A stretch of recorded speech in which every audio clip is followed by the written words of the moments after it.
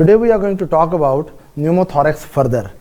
In previous lecture we talked about what is the definition of pneumothorax. As we discussed, it is presence of air or other gases in the pleura. Then we talked about what are the causes of pneumothorax. And there previously, in the previous video, we discussed about spontaneous pneumothorax, primary spontaneous pneumothorax and secondary spontaneous pneumothorax. Today, first of all, we will focus on the traumatic pneumothorax, and then we will go to the types of pneumothorax with special mention to tension pneumothorax. Very good. So first of all, we talk about traumatic pneumothorax.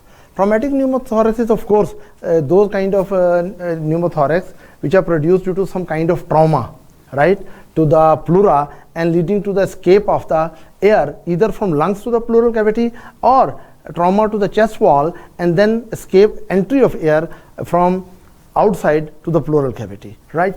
Basically, traumatic pneumothorax is divided into two categories.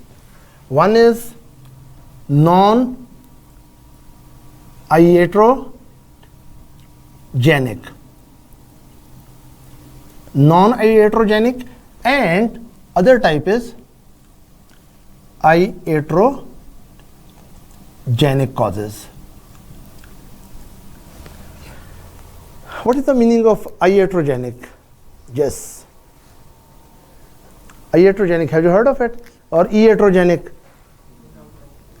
Any defect which occurs during surgical procedure. Okay, he says any defect which occurs during surgical procedure. It's not completely right. Anyone else? Medical yes. Medical issues.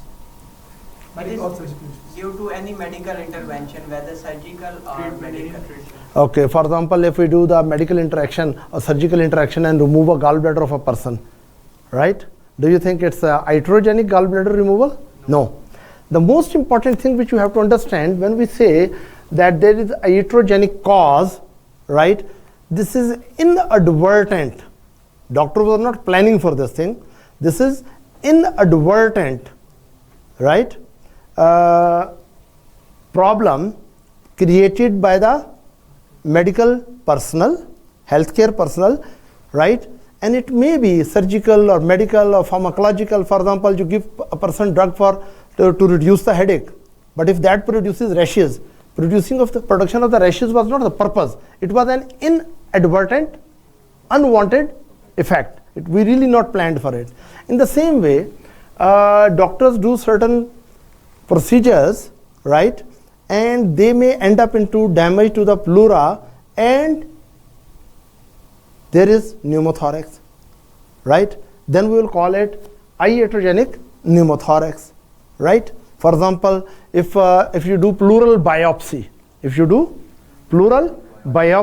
but when you do the pleural biopsy, somehow you injure the lung and then air escape into pleura. Now, you did you were doing purposely pleural biopsy, but you were not planning to create the pneumothorax, but inadvertently it is created. So what I want to say that those problems which occur in the patient due to medical health personnel, or you can say problems in the hospital or due to drugs which are inadvertently, right, we say they are iatrogenic, right? So trauma to the respiratory system or chest and the lungs which may lead to pneumothorax, and that is related due to medical causes, we'll call it iatrogenic, right?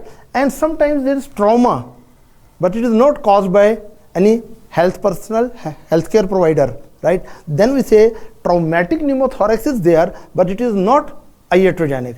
Classical example of this is simply blunt trauma.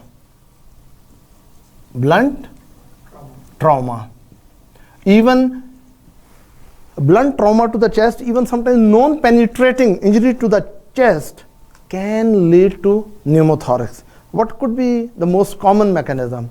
Someone, let's suppose, gets an accident, his chest hits, suppose a part of a motor vehicle, and after that, that person develops pneumothorax, but apparently chest does not have any penetrating injury.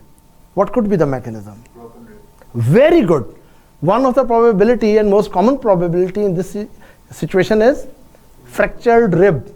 When ribs due to blunt trauma get fractured, then a pointed edge of the fractured rib may puncture the lungs, and that may precipitate pneumothorax. Is that right?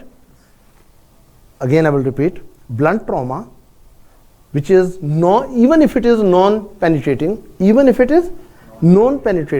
it may end up with the pneumothorax. What could be the mechanism? There can be many mechanisms, but most common mechanism is that if there is fracture of the rib and one sharp edge of the rib is bent inward and it punctures the lung, the air from the lung can escape into pleural cavity, right? Then we can talk about more simpler causes like stab wound, right? Stab wound, someone sticks a knife there, right? Of course, that is very easy to understand. There is penetrating wound and air may be entering. In that case, if someone stabs, or there is bullet wound, bullet injury, right? Now, in blunt trauma, which is non-penetrating, I told one of the mechanism is your rib may fractured or broken rib may puncture the lung. Now, in stab wound or in case of bullet injury, do you think air will be coming from to the pleural cavity from the atmosphere from outside, or it will be coming from the lungs? From the lungs in blunt trauma. Okay, you think that in the blunt trauma, of course it is coming from the lungs. I'm talking about stab injury and bullet. From the outside. From outside. Actually, it can come from both sides. Look, if there's some bullet and that bullet produces a perforation here, and then it enters into lung and perforates that too, air can be sucked in into pleural cavity from the atmosphere directly through the chest wall, and can also be sucked into pleural cavity from the ruptured lung. You are understanding? So what really happens, that let's suppose here is your lung and here is your pleura, visceral pleura, and now this is parietal pleura, and here is your chest wall, diaphragm and muscles. Now, of course, when there is a stab injury or bullet injury, what will happen? That if this is a track by the bullet, naturally air from the wound, chest wound can also enter, and if there is damage to the lung, from the lung and also air can escape and enter. So there can be double route of entry of air. Is that right? Yes.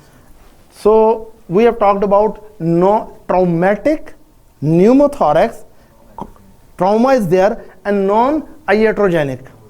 Some people call it iatrogenic, some people call it iatrogenic, some people simply call it iatrogenic, whatever you want to say, right? But your concept should be clear. So these are three most important causes where trauma to the lungs can produce pneumothorax, right? Then we come to iatrogenic causes. This is very important. These are induced by the medical care system. What could be the causes? Iatrogenic. At the top, I would love to write, no, CPR.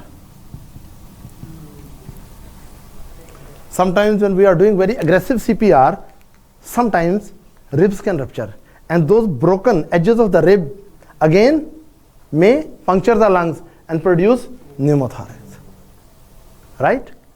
Then any other cause you can tell me? Okay, very good. He tell pleural biopsy. Very right. I just mentioned pleural biopsy. Yes. Any other cause? Don't forget to tell me. Yes. Ventilation. Artificial ventilation. Mechanical ventilation. Positive pressure mechanical ventilation. What kind of mechanical ventilation? Positive pressure mechanical ventilation. It can produce barotrauma, and that barotrauma can rupture some alveoli and produce pneumothorax. In positive pressure, you are pushing the air, right, through the ventilator under pressure to the lungs, and sometimes some part of the lungs or alveoli may rupture and end up into production of pneumothorax. So these two are, of course, Iatrogenic causes. Then pleural biopsy, right? So what we are talking about, that either you injure the ribs through blunt trauma or injure the ribs during the CPR process, right? What is CPR stands for? I know you know it, cardiopulmonary resuscitation. Or from outside, there is positive pressure, mechanical ventilation, which may produce barotrauma and lead to the air leakage. And then we talk about biopsy. Yes, pleural biopsy is from outside. If you take, and unfortunately if there's damage, rupture, damage to this tract or from to the lungs, that may precipitate pneumothorax. And then transbronchial biopsy procedure, right?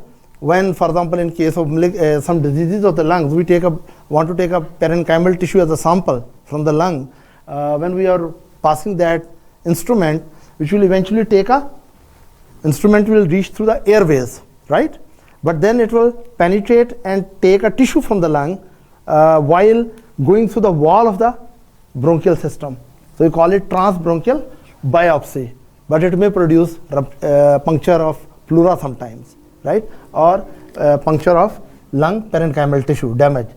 The pleural biopsy, and then another procedure you should not forget, thoracentesis.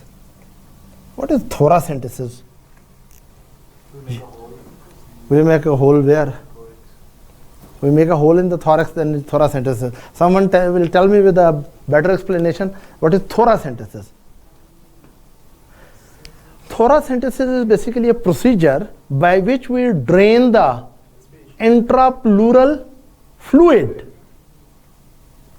where we remove intrapleural fluid for therapeutic purposes or for diagnostic purposes.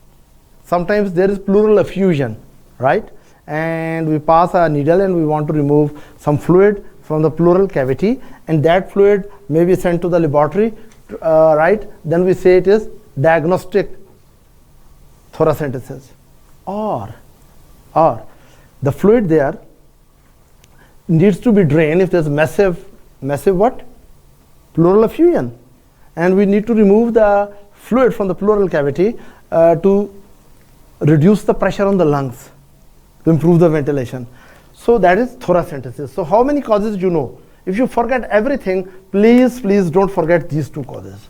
Iatrogenic, right? CPR and positive pressure ventilation, then transbronchial biopsy, pleural biopsy, thoracentesis, and then very special cause, that is central venous catheterization. Central venous catheterization. I will go into detail of that. Yes, you have a question? Sir, that thoracentesis and pleural tap, all these same thing? Yes, thoracentesis and pleural tap, they are one and the same thing, right? Okay. Now, central venous catheterization, right? That may sometimes damage the respiratory system in such a way that pneumothorax may occur. CVC. What is CVC? Who has the concept of? Have you heard of central venous line or CVC, central venous catheterization? Anyone who has heard of it? Yes. Have you heard of it? CVC? Anyone? I'm teaching pneumothorax, not CVC, but I think I need to tell a few words at least. CVC is central venous catheterization, actually. This is a procedure in which we put a catheter in a vein. It may be which vein? Internal jugular vein, or subclavian vein, or axillary vein, or even sometimes femoral vein. We put a catheter there, and that catheter passes through, for example here, passes through the internal jugular vein, and then eventually it reaches to, yes, vena cava in the thorax, or even we can push it up to the right heart. So whenever through any major vein you push a catheter which reaches thoracic portion of vena cava, or even reach to the right atrium, then we say what we have placed, central venous catheter. Most commonly we talk about that we pass it through internal jugular vein or subclavian vein, and sometimes axillary vein, and less commonly even through the femoral vein, right? But remember, if we put from internal jugular vein, it is central venous catheterization. But if you let's suppose pass through femoral vein and take it up to the thoracic part of the portion of the cava, vena cava, will it be central or not central? If it is from femoral vein, it will be still central. The real understanding is that when we say there is central venous catheterization, right, important thing is that catheter end should be in the thoracic portion of vena cava, or even pushed up to the right atrium, right? We say we have put a central line.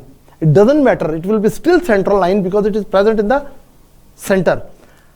It may be initially we accessed that area through internal jugular or through subclavian or through axillary or through femoral, right? Now, important thing, sometimes when you are doing this procedure, you are establishing a central line or central venous line or central venous catheterization, you may damage the lung tissue or you may damage the pleura, and that may end up into pneumothorax, right? So how many causes of, you can say, iatrogenic causes of traumatic pneumothorax, because this is also traumatic and this is also traumatic. The difference is this is usually by the inadvertently done by the healthcare providers, right? And CPR, positive pressure, mechanical ventilation, transbronchial biopsy or pleural biopsy or thoracentesis, and of course you should not forget, what is this? Central venous catheterization. Any question up to this? Okay, now we move ahead. We have already discussed up to now that what are the causes of pneumothorax, right? Some causes were discussed in previous video, some are discussed now. In previous video, what causes we were talking about? Primary spontaneous pneumothorax, which we talked about, that this is usually seen in tall, thin, young males, and smoking increases the risk, where a subpleural bleb or bulla ruptures and produces a pneumothorax, right? Then we were talking about spontaneous pneumothorax, but secondary, in which I said there is some underlying pulmonary disease, which lung disease, which predisposes the person to develop pneumothorax. We talked about there may be COPD, like emphysema, patient with emphysema or patient with chronic bronchitis. These two are COPD, or other obstructive diseases like asthma or bronchiectasis, or even we talked about some cavitatory lesions in the previous lecture. There are some cavitatory lesions and destructive lesion in the lung, like lung abscess, severe pneumonia, or yes, Consolidation case of TB. Tuberculosis, cavitatory lesions, even squamous cell carcinoma can undergo cavitatory phenomenon. Then today we talked about that pneumothorax not only occurs spontaneously, it can occur due to trauma also, because previously we defined that spontaneous pneumothorax is a condition in which pneumothorax is there, but there is no antecedent warning or trauma. Is that right? But then those cases where clear cut there is trauma to the pleura, right? And air has escaped into or trauma to the chest wall. In these cases, non-iatrogenic and iatrogenic, right? Now we come to that what are the mechanism wise,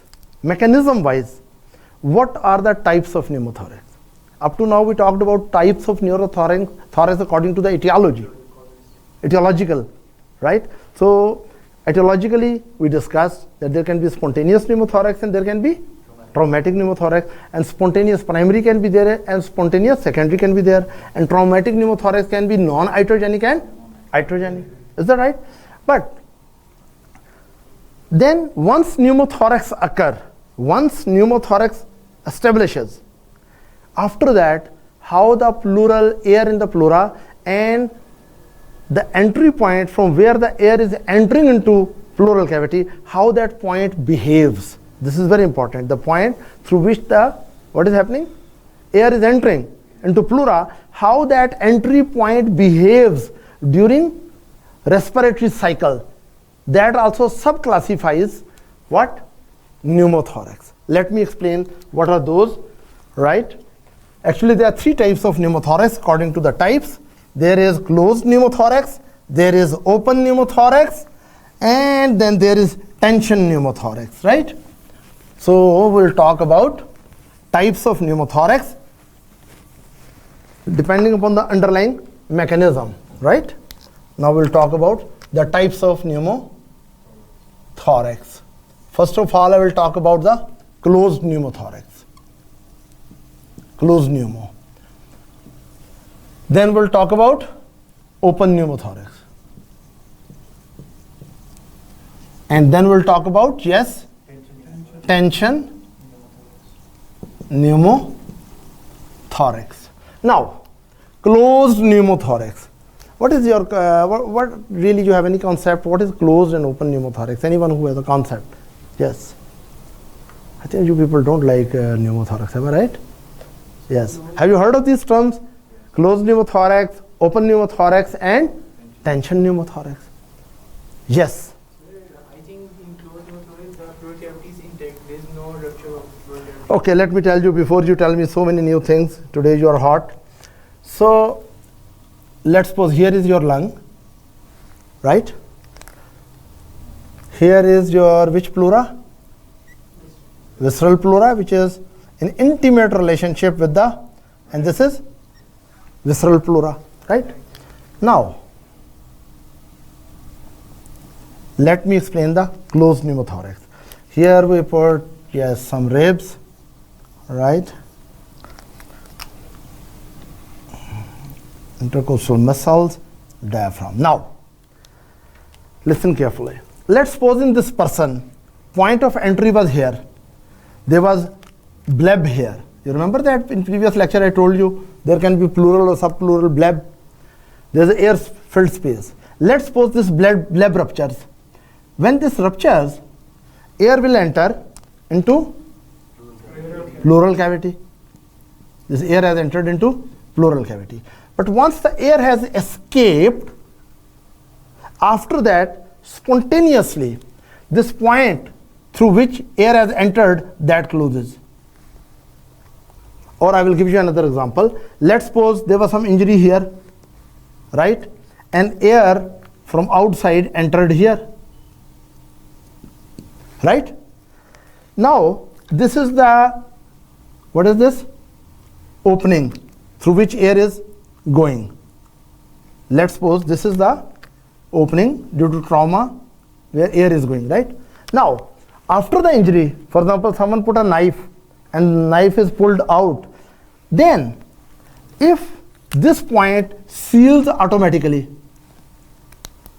it seals automatically, spontaneously, then what will happen? Whatever air has entered, it will not escape, but no further air will also come. Such cases where the point of entry of the air, either from the visceral pleura or from the parietal pleura, once air escape into pleural cavity, after that the point of entry automatically closes.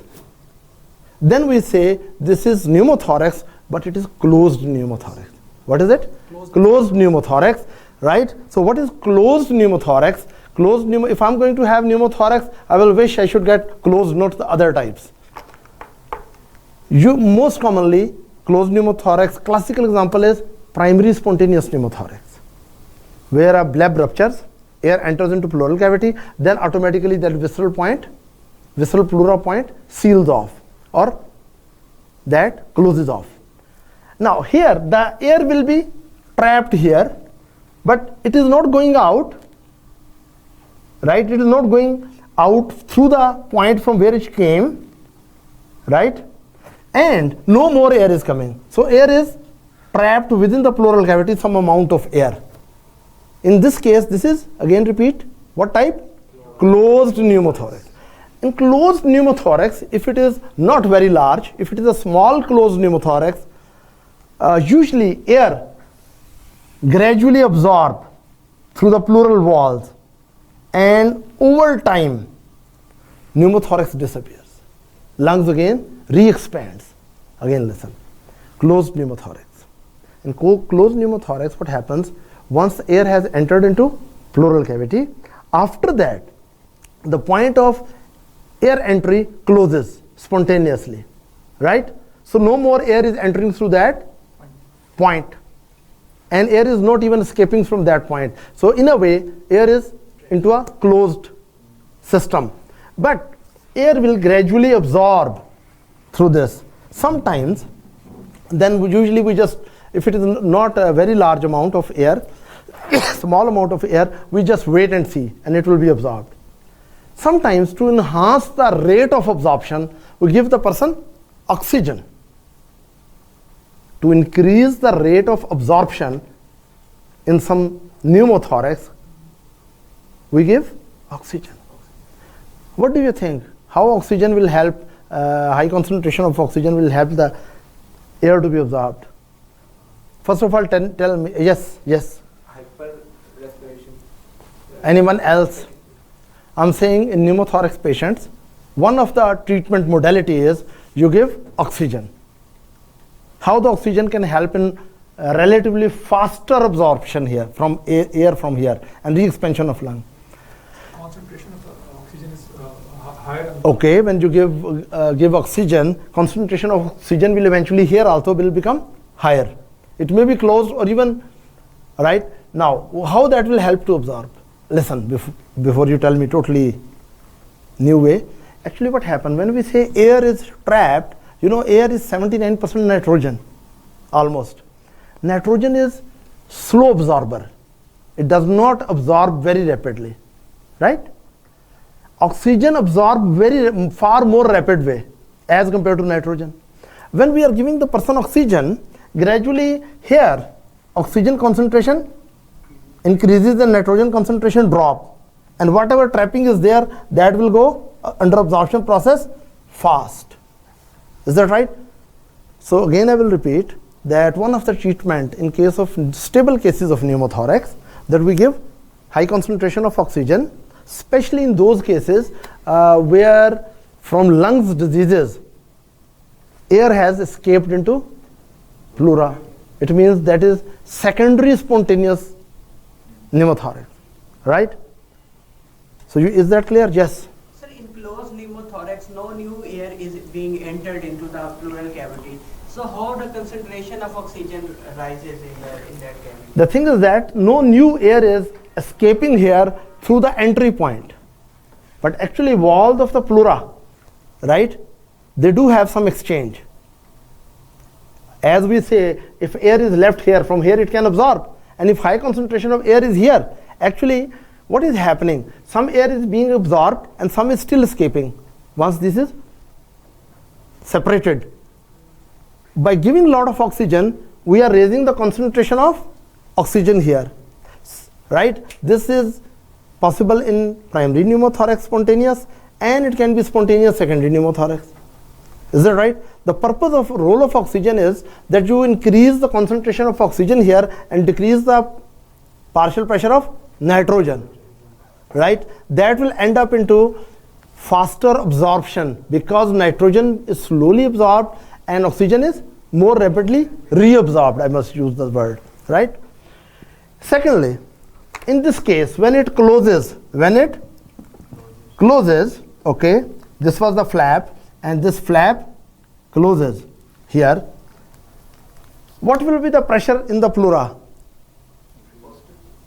Negative or positive or equal to the atmosphere? It will be, my question is, once a patient comes to you, patient is already having pneumothorax, but this is closed pneumothorax. What is it? Closed pneumothorax. With the time, the pressure here will be equal to atmospheric pressure, or it will be more than atmospheric pressure, or pressure here will be less than atmospheric pressure. Answer intelligently. So pressure will gradually drop because... Very good. As in case of closed pneumothorax and more air is being absorbed and new entry is less, then pressure here will remain subatmospheric pressure, right? It is negative pressure. Is that right? Normally in the pleura, there is negative pressure during normal breathing. During inspiration, negative pressure become more negative, and during expiration, negative pressure become less negative. For example, in normal breathing, when I'm pulling the air in, negative pressure in intrapleural pressure may be -5. But when I do expiration, right, it will become -3 in the pleural cavity. Is that right? So during normal breathing cycle, throughout the inspiratory and expiratory cycle, throughout the respiratory cycle, pressure into pleural remains negative. Is that right? And in this case also, because that entry point has been sealed, and after that whatever air is here, that is being absorbed, right? So progressively it will re-establish its negative pressure. Is that right? Now we come to open pneumothorax. What is open pneumothorax?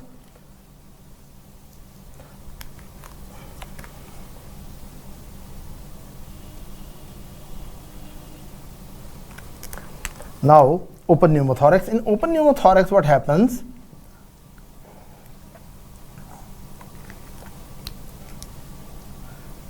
That the point from where the air is entering, let's suppose this is the point, right?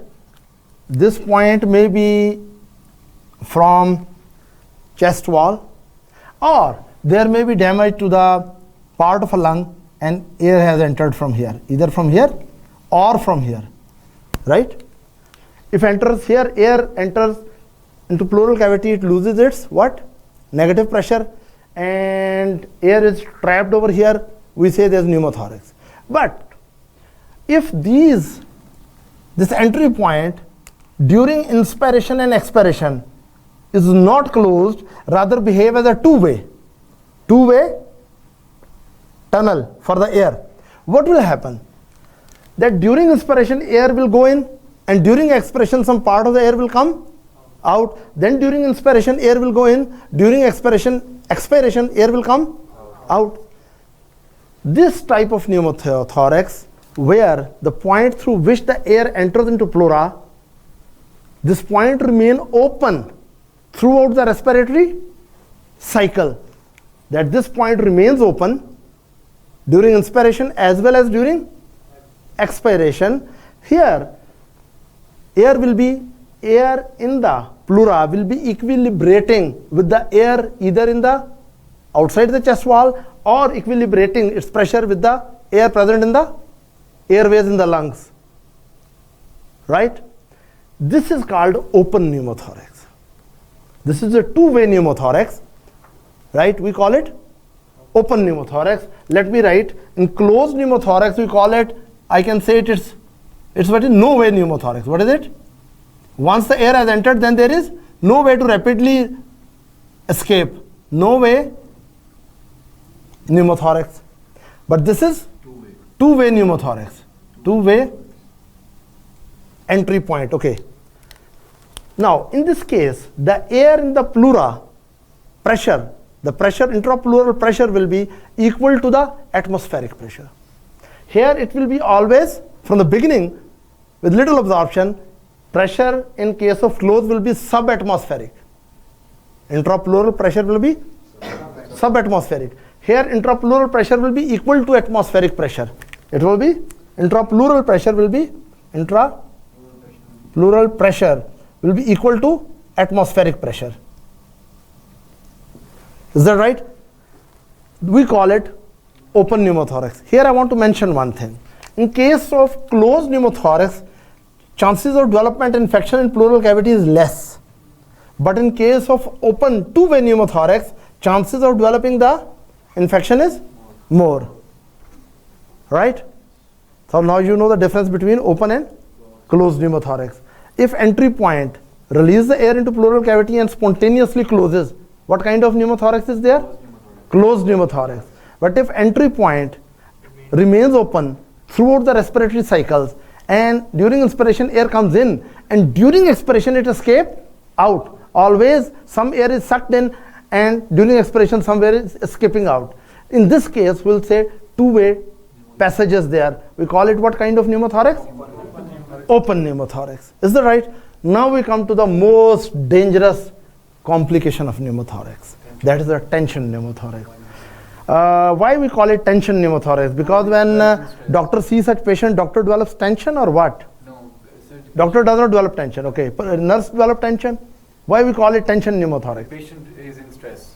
Patient is in stress. Rather, I must say patient is in distress.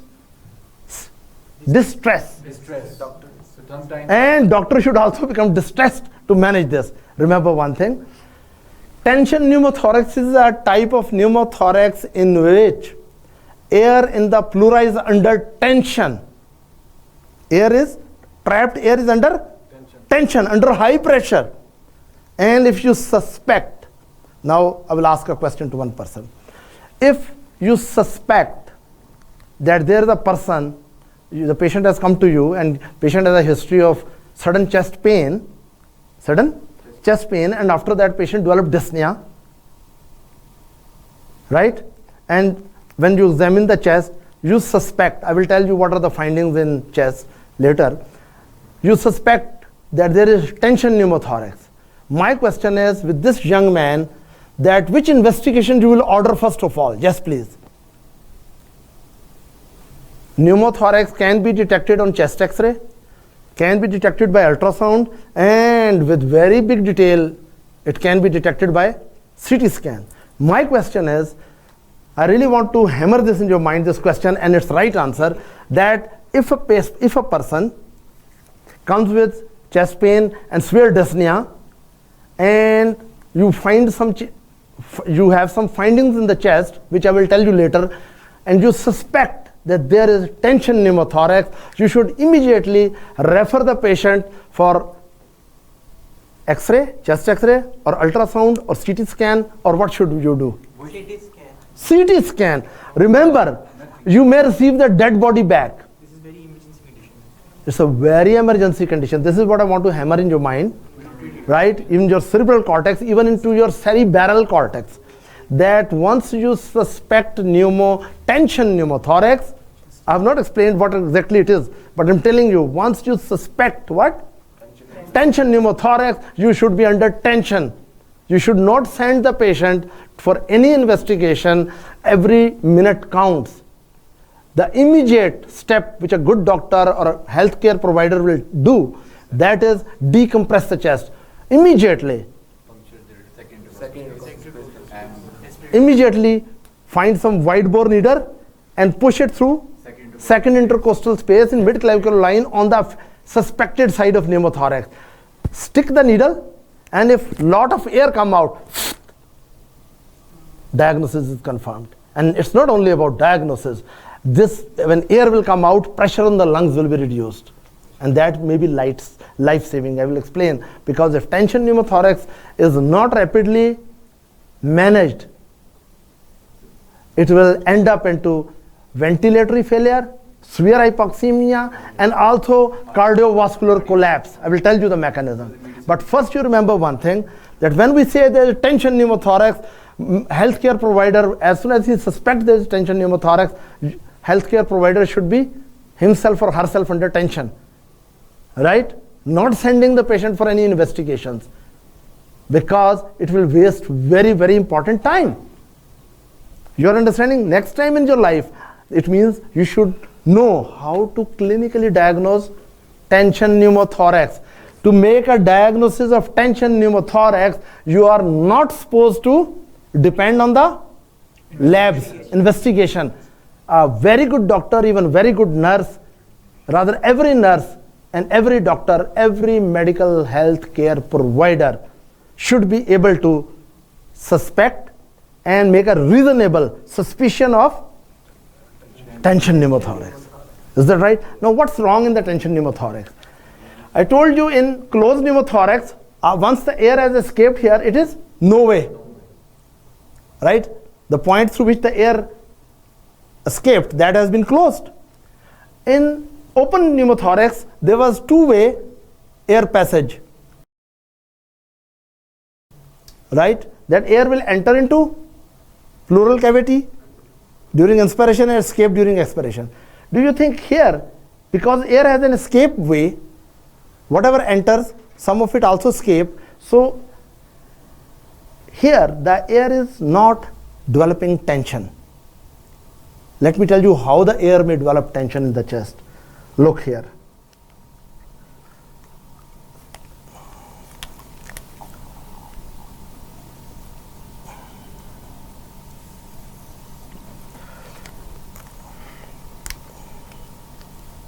This is your beautiful heart, right?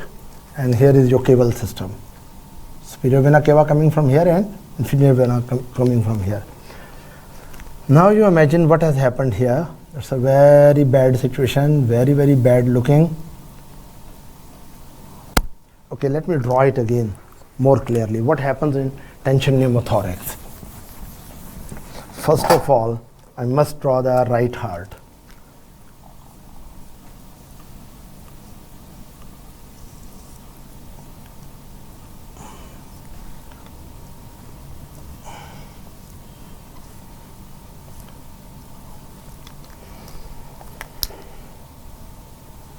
This is the left heart, right?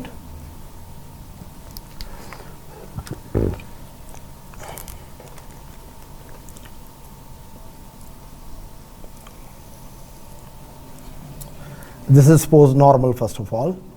I'm developing making the normal lungs. And of course here is the pleural. What is this? Visceral pleura and parietal pleura, and same here. Visceral and parietal pleura, right? Here is of course your respiratory passages also coming and going to both sides. Now, and here is your chest wall. Let's suppose I make it chest wall. Now please focus on this diagram. What really happens? Let's suppose there is stab wound here. There is stab wound here. Okay, I'll make it more oblique, right? And this is the point of entry.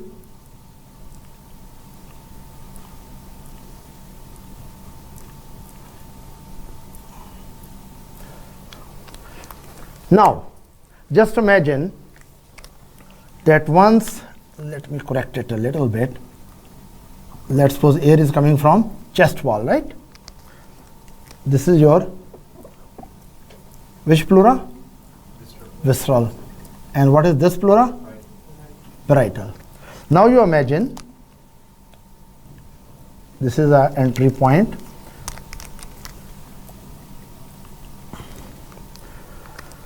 When person is doing inspiration, from here the air is sucked in. From the entry point during inspiration, air goes in, right? It is entering in during inspiration. But during expiration, this flap is compressed against the other part. When this is compressed again, air cannot escape. During inspiration, air enters. But during expiration, this flap seals the exit point. One-way valve.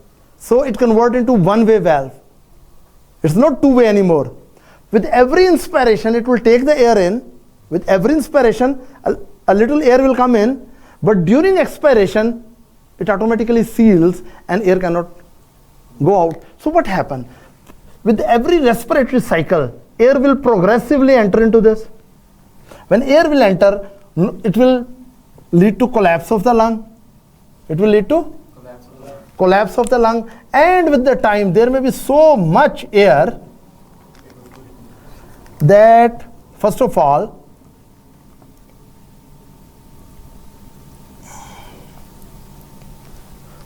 now what is happening? With every inspiration, air is coming in. During expiration, it cannot go out. Within inspiration, more air come in. During expiration, this closes and it cannot go out. So in a way, pleural cavity convert into an air trapper. It sucks the air in but does not release it out. So with the time, pressure here will become more and more positive. And when more and more intrapleural pressure will become positive, this will push the lungs. Of course, normally when air enter here, both layers of the pleura are separated, and due to lungs natural recoil, lungs become collapsed. But in this case, story is more than that. Not only due to their natural recoil, lungs become collapsed, but because air is progressively accumulating into pleural cavity and developing very positive pressure. Really speaking, air in pleural cavity is under tension. Of course, if you enter somewhere and you are not allowed to escape, what do you think? You will be under tension or you will be happy? You will be under tension. You enter somewhere and you are not allowed to exit. You will be under tension. Same thing happens when more and more air during every inspiration come out but cannot go out. Come in and cannot go out. Remember, this air can come from lung side through visceral puncture, visceral pleural puncture, or may come from parietal. But once such a valve mechanism develops at the point of entry, that with inspiration air comes in, during expiration flap closes. This is one way. This is one-way valve. Here, progressive accumulation of air into pleural cavity, there is a big pneumothorax and it is under high pressure. So it will push the structures with pressure. Not only affected side of the lung, even that lung is pushed on the other side. Even that pressure may compress and may lead to compression of cable system, even kinking of the cable system. You mean that due to all this thing, distortion will develop here. And what could be the distortion? That superior vena cava may become like this, inferior vena cava come like this, and this was the lung here which is under pressure. You are understanding? I must say it is something like this, very dangerous situation. This is called tension pneumothorax. What is tension pneumothorax? Tension pneumothorax is a type of pneumothorax in which intrapleural pressure remains positive throughout the respiratory cycle. During inspiration or expiration, pressure here is positive. Why tension pneumothorax develop? It occurs in those situations where the point of entry of air into pleural cavity act as one-way valve. During inspiration, air escape, but during expiration it cannot exit. During inspiration, air enters into pleural cavity. During expiration, it cannot go out. Due to this reason, there is progressive accumulation of air, and this air develop pressure more above the atmospheric pressure. Is that right? This will forcefully compress the lung, and this compressed lung even will be pushed to the opposite side, and that may compress the mediastinum and lead to mediastinal shift to opposite side, and even opposite lung may be also partially collapse. So very dangerous, life-threatening situation, right? Because it can lead to two problems: collapse of the respiratory system and collapse of the vascular system, cardiovascular system. Cardiorespiratory collapse will occur. Why? Because when there's too much pressure on the lungs, can it do its ventilatory functions? No. Even other lung may be partly compressed also. So first of all, what will happen? That ventilatory failure leads to severe hypoxemia. It will lead to severe hypoxemia. Second problem will occur that when mediastinal shifting is occurring, there is kinking. Kinking means bend. Kinking and compression of mediastinal structure, especially cable system. If it is compressed and bent, can venous return come here? No. So what will happen? That venous return to the heart dramatically decreases, right? And naturally, if there's no blood coming to the heart, what will happen to cardiac output? Decrease. So what happens? Cardiovascular system collapses, right? Of course, when mediastinal shift is there, even trachea is also shifted. You are understanding it? Now in this person, The immediate step should be, the moment you suspect your patient is having dyspnea probably due to pneumothorax. What kind of pneumothorax? Tension pneumothorax. You should immediately do the decompression. Now, question is that in such patients we don't have time for investigation, and we have to diagnose the patient clinically. Now, how we diagnose it clinically? I will tell you about the clinical features. And first of all, before that, let few causes again. Remember, any type of pneumothorax can convert into tension pneumothorax. It means tension pneumothorax is really a complication of pneumothorax. It's a really very dangerous complication of pneumothorax, because pneumothorax is simply air or gas in the pleural cavity. But if this air or gas become under high pressure, then it is tension pneumothorax. So how would you diagnose this patient? Let's do methodically, step by step, right? Before I go for clinical feature, again a brief review. Once the air escape and entry point closes, what is this kind of pneumothorax? Closed pneumothorax. Entry point during inspiration and expiration in both part of the respiratory cycle remains open. What is this kind of pneumothorax? Open pneumothorax. And if entry point allows the air to enter with every inspiration but doesn't allow the air to escape out during expiration, what is this kind of pneumothorax? Tension pneumothorax. Any kind of pneumothorax can convert into tension type of pneumothorax, but especially you should think of some causes, especially in your mind. CPR sometimes end up into tension pneumothorax.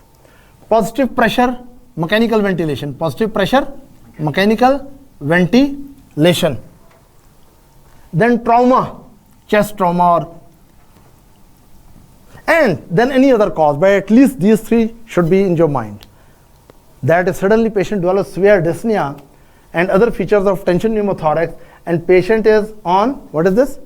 Positive pressure ventilation, or you were doing CPR and still patient is not getting better, right? Or there has been history of trauma, and after that trauma may be non-iatrogenic or iatrogenic.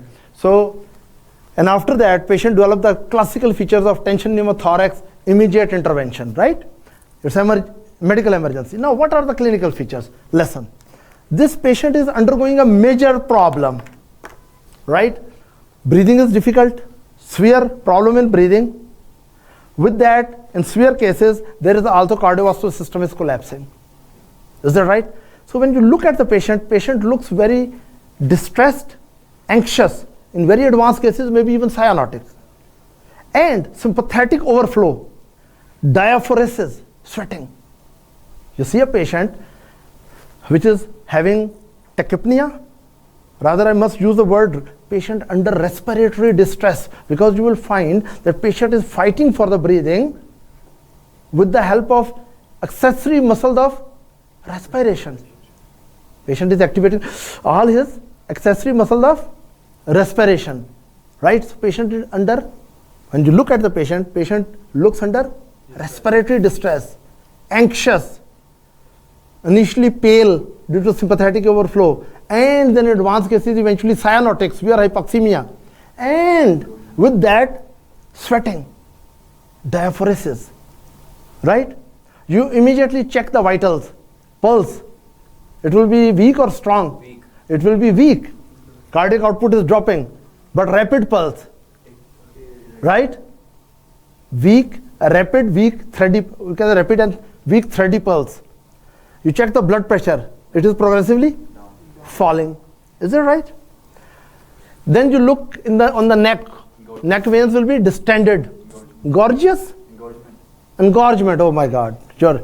I thought he is saying neck veins will be gorgeous. No. They will be engorged. Right? Don't see these things in this situation. Save the patient first. Okay?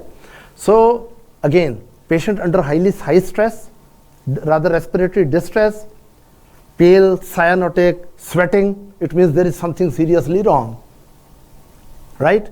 It may be some cardiorespiratory issue. Pulse is going up and blood pressure is going down. Is that right? Respiratory rate is high. We say tachypnea. But then we come to those, you have to examine the chest to make more clear diagnosis. Now what you will find on the chest, first of all, that side, for example, I'm the patient with tension pneumothorax, and let's suppose tension pneumothorax is on the right side of the cavity, right? Pleural cavity. Now what will happen? Not only lung will go in, even chest wall will bulge out. Is that right?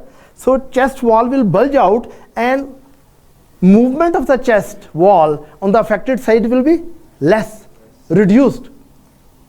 So it means hemithorax will be bulging out, and movement of the chest wall will be reduced from the affected side. If you palpate the trachea, what will happen to trachea? It may be deviated to other side. It may be deviated to the opposite side of the pneumothorax.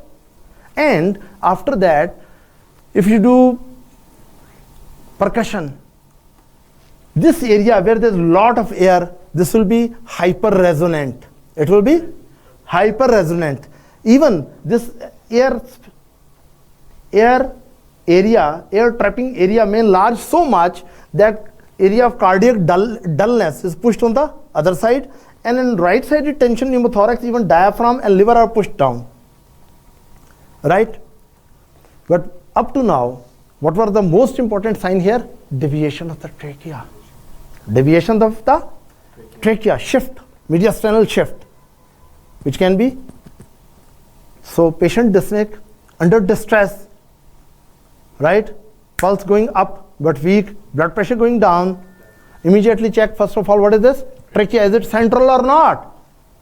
If it is deviated on other side, immediately do what? Percussion. That side will be hyper-resonant. If it is hyper-resonant, what is the next step immediately? Put your stethoscope. Absent breath sounds here. Absent breath sounds here. Now you are really making clinical diagnosis. That on one side of the chest wall is bulging, chest wall movement are less, trachea is shifted to the opposite side, chest wall is bulging, movement of chest wall on the affected side is less, trachea is deviated on the other side, neck veins are gorgeous again, engorged, because veins cannot drain into cable system, engorged. Is that right? No, that's wrong. Immediately you percuss, hyper-resonant note, right? You auscultate on the affected side, absent breath sounds. Forget about everything. Immediately go for wide bore needle, right? Wide bore needle and second intercostal space, mid-clavicular line on the affected side. Push the needle in. If your diagnosis was right, clinical diagnosis was right, the moment you push the needle in, air will be come out hissing under pressure. Diagnosis is confirmed. Then what you do with the needle? Once you get the air out, you immediately Remove it. not remove it. Not immediately remove it. Keep the needle there. Right? In most of the cases, until you are not sure of the underlying cause of what caused this medical emergency, you stick the needle there and don't remove it. Actually, what you have done, you have converted the tension pneumothorax into open pneumothorax. You have converted the tension pneumothorax into open pneumothorax. Then you can take a sigh of relief, and your patient may be breathing also well. And then you arrange for thoracostomy tube, chest tube, right? You need to put a chest tube so that if air, even if again traps, there's a way to get it out. You put a chest tube, and after that you remove the needle. After that you remove the needle. So it's very important that in case of tension pneumothorax, you should be under tension. You don't have time for investigations. First save the patient, then think of investigations and what really happened to the patient. Simple. Distressed patient, sweating, right? Tachycardia, tachypnea, hypotension, engorged veins, deviated Trachea, affected side hyperresonant and absent breath sounds. Rush for wide bore needle and stick it into second intercostal space, mid-clavicular line on the affected side. So decompress. So lungs re-expands. Is that right? After that, of course, you can, if you want, you can do all the investigations you like. You can do the chest X-ray, you can do ultrasound, even for underlying causes, especially when there is a secondary cavitary lesion. You would love to do CT scan. Is that right? Further investigations in detail will depend on what is the underlying cause, what might be the underlying cause. Is that right? Any question up to this? Anything you would love to discuss? Yes. What is the role of oxygen? Yes, what is the role of oxygen? Again, this person is also put on high level of high concentration oxygen. I mentioned it previously. In any kind of pneumothorax, when you put high flow oxygen, that helps for the air in the pleural cavity, it helps it to increase its oxygen concentration, right? So that it can be better absorbed, right, than the nitrogen containing air. Is that right? Any more questions you have? Yes. Sir, while doing CPR, if there is tension pneumothorax, patient is already unconscious, he may be dyspneic. So how we will come to know that there is tension pneumothorax? Yeah, during CPR, it is not necessary that during the CPR you know that there is pneumothorax. If patient revives and then you find still there is difficulty in breathing, immediately put your stethoscope, check the trachea, and if you suspect it, forget about CPR, first put the needle. Right? Yes, you have a question. In open pneumothorax, the pulmonary cavity is communicating with the outside. Okay, open pneumothorax, pulmonary cavity, pleural cavity may be communicating through the parietal pleura outside, or in other patients it may be communicating with pulmonary airways through the visceral pleura. Remember, any kind of pneumothorax, either it is having due to puncture of parietal pleura or puncture of visceral pleura. For example, tension pneumothorax, if it develops from the trauma, for example, stab wound, then of course air from outside is going in. But if tension pneumothorax occur after some cavitary lesion, as I explained in previous video, cavitary lesion melts away, a bronchopulmonary fistula form, right, and flap is there, and air enters into pleural cavity and cannot go back. In that case, air is coming from the lungs. So some patients of tension pneumothorax are getting the air through the chest wall, and other patients of tension pneumothorax might be getting air from the puncture of lung. The real mechanism is that trauma can lead to closed pneumothorax. For example, simple stab wound can lead to closed pneumothorax, can lead to open pneumothorax, even can lead to tension pneumothorax. Is that right? If there's stab wound and air is sucked in during inspiration, after that wound closes immediately and air cannot escape out, it's closed. Closed pneumothorax. If after the injury, if this big area is injured in the chest wall and air is during inspiration, expiration, it is able to move as it wants, inspiration in and expiration out, then it is open pneumothorax.